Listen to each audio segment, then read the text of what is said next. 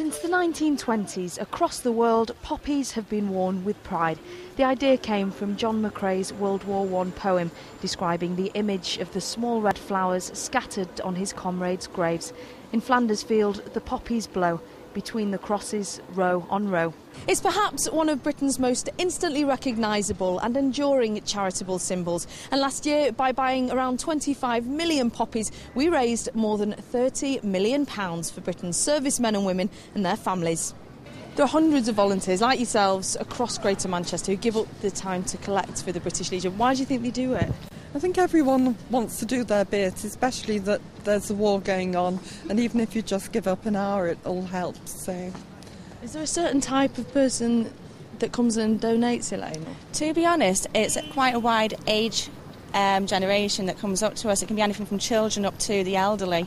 And is it nice to see young people coming it's fantastic when you see the young kids coming up. They'll be tugging on their mother going, "Can I have a poppy, please?"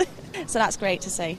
And the British Legion says that young people continue to support the appeal as much as older generations. There was some very sad news today about 5 soldiers who have died in Afghanistan. And we need to remember that these people are young men and women. They're in their late teens, their early 20s. In fact, the average age of people serving in Afghanistan is 22. And what you find is that young people identify with their peers, and they support the poppy appeal really tremendously. Alf Haywood was called up when he was 21. In 1942, he picked a poppy in North Africa and kept it in his army paybook.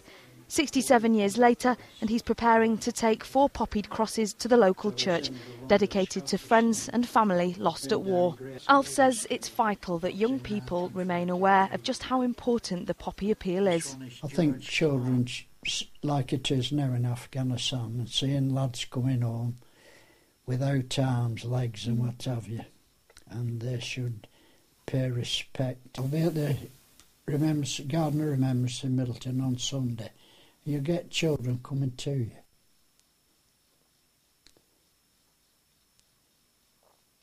You know, thanking you for what you did. So it makes you proud. Nina Warhurst, Channel M Today.